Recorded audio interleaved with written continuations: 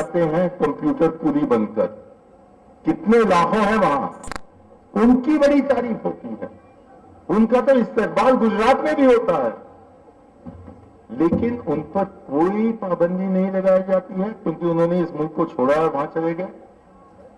आप क्यों तंग करते हैं उन मुसलमानों को जो कि वहां जाने के बावजूद इस डर में कि ये भारत सेक्युलर नहीं रह सकता है, आज वो चाहते हैं कि वो इस सेक्युलर भारत में आकर अपने रिश्तेदारों में जिनकी हिफाजत इसी देश की अक्सरियत कर रही है। और कौन सी है ये अक्सरियत? हमारे मुल्क में हां एक अक्सरियत है और एक अकलियत है। अकलियत वो है जो कि गैर सेक्युलर है, और उसमें हिंदू भी शामिल है, मुसलमान भी शामिल है, ईसाई भी शामिल है और सिख भी शामिल है। और एक अक्सरियत है, एक बहुत बड़ी अक्सरियत जो कि सेक्युलर भारतीय है, और उस फिरके में जुड़ी हुई है बहुत से मुसलमान, तकरीबन सारा मुसलमान कौम, बहुत से हिंदू और सारे जो सिख हैं और जो क्रिश्चियंस हैं वगैरह वगैरह। तो जबकि इतनी बड़ी सेक्युलर अक्सरियत है इस देश में, और उस अक्सरियत में मजहब के लिहाज से जो अकलियतें हैं वो भी जुड़े हुए हैं, हमको समझने की जरूरत है कि भारत तब तक ही रहेगा, ये भारत जिस भारत को हम जानते हैं तब तक ही रहेगा जब तक कि सभी भारतीय, हिंदू हो या मुसलमान हो, ऐसे नस्ल के हों जो कि चीनी जैसे लगे और ऐसे नस्ल के हों जो कि अफ्रीकन जैसे लगे, ये सब हिंदुस्तानी हैं। और यही कारण है, ये बुनियादी कारण है कि जबकि स्वतंत्रता संग्राम चल रहा था और 1937 में पहले चुनाव हुए, पहले इंतखाब हुए, तब जवाहरलाल नेहरू जी कांग्रेस पार्टी के प्रचार के लिए देश भर वो घूमे और अपना किताब भारत एक खोज जो है, जिसकी अंग्रेजी टाइटल है द डिस्कवरी ऑफ इंडिया, उसके पहले पंक्तियों में पंडित जी कहते हैं कि जब मैं गांव में जाता था चुनाव प्रचार के लिए, तब मेरा इस्तकबाल, मेरा स्वागत इस नारे से होता था, भारत माता की जय, भारत माता की जय। और जब भी वो मंच पर चढ़ते थे, वो अपना भाषण इस सवाल से शुरू करते थे कि ये जो भारत माता है जिसकी जय जयकार आप कर रहे हो, ये है क्या? ये माटी है, ये पत्ते हैं, ये पेड़ है, ये घास है, आप हो, है क्या चीज ये भारत माता? और उन्हें कहा कि लोगों को अजीब सा लगता था कि ये सवाल किया जा रहा है, क्योंकि हालांकि वो उस सवाल का जवाब नहीं दे सकते थे, उनको पता था कि भारत माता क्या है और कि उस भारत माता में सभी हम शामिल हैं। इसलिए यदि वही सवाल जो कि जवाहरलाल नेहरू ने 1937 में सबके सामने रखा, उसको मैं आपके सामने आज रखूं, तो बताइए क्या जवाब है आपका? मैं बताऊं कि भारतीय वो है जो जबकि वो बोले, बहुत से दूसरे भारतीय उनकी बात समझ में नहीं आती। भारतीय वो है जो कि किसी और भारतीय को सुने तो उसके समझ में नहीं आता है कि वो क्या कह रहे हैं। भारतीय वो है जिसका नस्ल वही नहीं है जो कि दूसरे भारतीय का है। भारतीय वो है जिसकी ज़बान अलग है और जिसकी लिबास अलग है। जो कश्मीरी में जबेला पहना जाता है, वो मुझे बताइए कि आपने किसी तामिल को मेरे सिवाय जबेला पहना हुआ देखा है? और कभी आपने अपनी जिंदगी में एक कश्मीरी को देखा है जो कि वेष्टी पहनता हुआ हो? भारतीय वो है जिसके नाच दूसरे भारतीय से अलग है। भारतीय वो है जिसके गान दूसरे भारतीय से अलग है। भारतीय वो है जो कि जो पोषण, जो खाना आप हर दिन खाते हो, वो उसके गले के अंदर नहीं दिखता है, और इसका सबूत वही है कि वाजवान आप ले जाइए कश्मीर से शाहनवाज तक, और लोगों को मुश्किल होगा समझने में कि कहां से शुरू करें और कहां खत्म करें। और कहीं आपने सांबार वहां कश्मीर पहुंचा दिया तो बेचारे कश्मीरी कहने लगेंगे कि ये जहर है या कुछ खाने की चीज है। तो हर मामले में, लिबास में, खाने में, जो हमारा नस्ल है उसमें, रंग में, हमारे संस्कृति में, हमारे नाच में, हमारे गाने में इतनी विविधता है कि लाजमी है कि जहां तक धर्म का सवाल है वहां भी यही विविधता हो कि कोई मुसलमान है, कोई हिंदू है, कोई सिख है, कोई कुछ है, और कोई भी हम नास्तिक भी है। तो तब आखिर में भारतीय है क्या?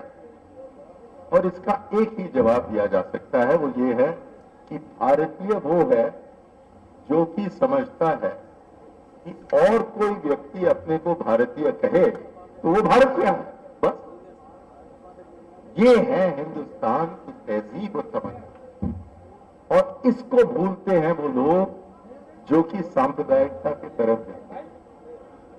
भारत और पाकिस्तान में ये अंतर है कि बहुत जाने माने सहाफी हैं सईद नकवी साहब, उनके एक मामा 13 साल के थे जबकि देश का तकसीम हुआ, और बहुत नाराज हो गए, बहुत ही खफा हुए कि आधे उनके रिश्तेदार वहां चले गए थे, और इसलिए वो पाकिस्तान के बहुत खिलाफ हो गए और कहा कि कभी वहां मैं नहीं जाऊंगा।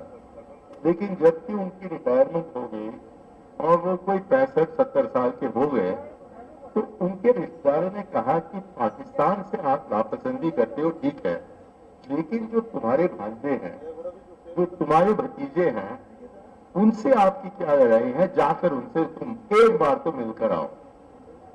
और नकवी साहब गए। 3 महीने का वीजा था और 3 महीने वो कराची रहे, और जबकि वो हिंदुस्तान लौटे तो हिंदुस्तान के जो उनके रिश्तेदार हैं वो सब उनके इर्द गिर्द होकर कहने लगे सफर कैसे रहा? तो नकवी साहब का जवाब था, सफर तो ठीक था, लेकिन एक चीज मुझे पसंद नहीं आया। तो रिश्तेदारों ने कहा क्या पसंद नहीं आया? उन्होंने कहा कि बहुत ज्यादा मुसलमान हैं। अब ये देखिए कितना फर्क है। कोई एक हफ्ते में आप मुसलमान होते हुए एक हिंदू से नहीं बात की तो आपको अजीबोगरीब नहीं लगेगा कि हिंदुस्तानी होते हुए आप हिंदू हो तो कभी आपको 2 दिन मुसलमान को देखने का नहीं मिला, या उससे बात करने का मौका नहीं मिला, या कम से कम उसके साथ झगड़ा करने का मौका नहीं मिला, तो आप अपने को हिंदुस्तानी नहीं महसूस कर सकते। ये भारत जो है ये एक गुलदस्ता है। और वही गाना आज सुबह जो एक छोटा सा प्रोग्राम में स्कूल के बच्चों ने किया, इकबाल के जाने माने संगीत को लेकर, उन्होंने यही दिखाया कि ये भारत तब तक नहीं बन सकता है जब तक कि हम इस मुल्क से हम सब में जुड़ पाए। हम सब जुड़े तो तब जाकर बनते हैं। कोई कहता है कि हम अक़लियत में हैं, यहाँ बहुत से मुसलमान कहते हैं। आज तो दिन भर यही बात मैं सुनते आ रहा हूं कि हम अक़लियतों के साथ बेइंसाफी हो रही है। लेकिन ये न भूलिए कि मुसलमानों की तादाद हिंदुस्तान में इतना ज्यादा है कि भारत के मुसलमानों की संख्या पाकिस्तान से भी ज्यादा है और वाहिद इंडोनेशिया से कम। नतीजा ये कि आज के दिन 21वीं सदी में आप भारत का कल्पना नहीं कर सकते हो इस्लाम के बिना, और आगे जाकर मैं कहूं कि आप इस्लाम का कल्पना नहीं कर सकते हो भारत के बगैर। तो इस भारत में इंसाफ की बहुत बड़ी जरूरत है, क्योंकि जब तक कि इंसाफ न हो तब तक कोई जमहूरियत नहीं बन सकती है, कोई लोकतंत्र नहीं हो। इंसाफ ही उसका आधार बनता है, और बेइंसाफी कुछ मुसलमान नौजवानों के साथ हो रहा है इस मुल्क में। बहुत से हमारे जो अनुसूचित जाति के ट्राइबल्स हैं जो दंडकारण्य के जंगलों में रह रहे हैं, उनके साथ जो बेइंसाफी हो रही है यहां जो हैदराबाद में हो रहा है उससे बहुत ही ज्यादा वहां हो रही है। और उत्तर पूर्व भारत की तरफ आप देखिए, क्या वहां बेइंसाफी की कोई कमी है? बहुत बेइंसाफी हो रही है, कश्मीर में भी हो रही है, और जैसा कि हमें यहां बताया गया तमिलनाडु में भी, केरल में भी, कर्नाटक में भी, आंध्र प्रदेश में भी, महाराष्ट्र में भी, गुजरात में भी, तो बेइंसाफी हमारे जनता के प्रति बहुत हो रहा है। और क्योंकि मुसलमान अक़लियत, जो कि आप कहते हैं, जो कि भारत के मुसलमान इस जनता से जुड़े हुए हो, तो इसलिए आपके प्रति भी बहुत बेइंसाफी हो। लेकिन एक चीज इसमें अलग है कि हमारे जो ट्राइबल्स हैं वो ज्यादातर मरकजी भारतवर्ष में रहते हैं। हमारे जो गरीब हैं वो हर जगह रहते हैं, और हर जगह जहां की गरीब है वहां मुसलमान गरीब है। और इसलिए बेइंसाफी किसी एक क्षेत्र तक सीमित नहीं है और किसी एक वर्ग के प्रति सीमित नहीं है, फैल गई है देश भर में। और इस बेइंसाफी को रोकना मुझे लगता है कि किसी भी हुकूमत भारत को पहले दर्जे पर रखना चाहिए।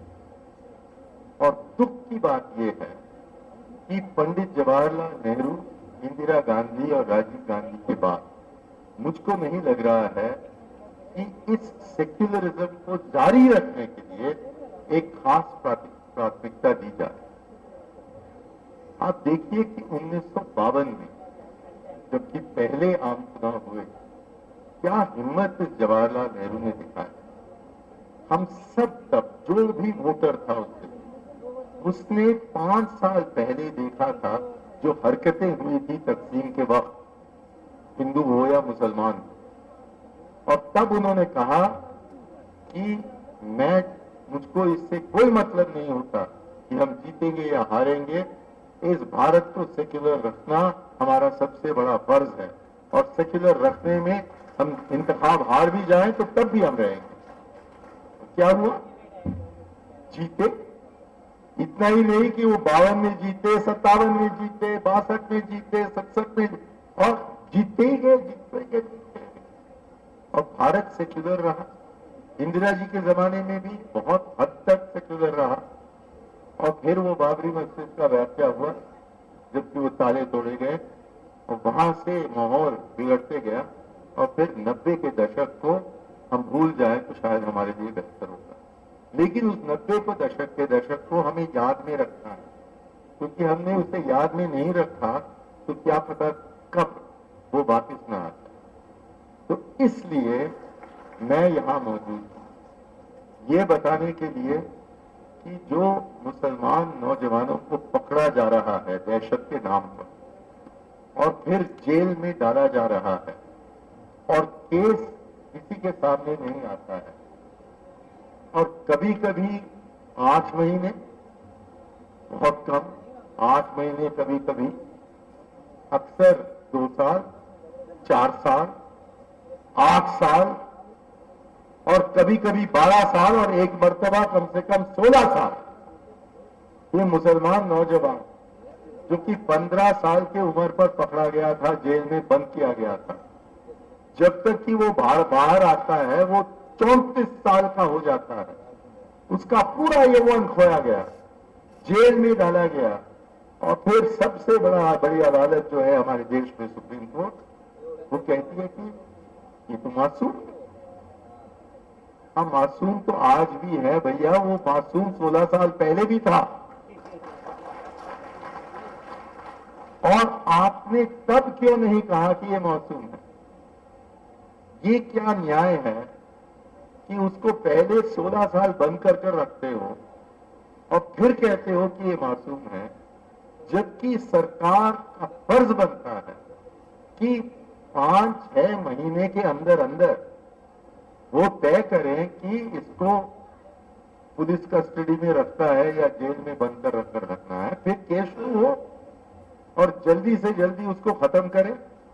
और यदि वो मासूम हो तो तब उसके नाम पर कलंक लगने के पहले, उसके खानदान पर कलंक लगने के पहले, उस बेचारे को काम ढूंढने में दिक्कत आने के पहले आप उनको न केवल राहत दीजिए जेल से, लेकिन 2-4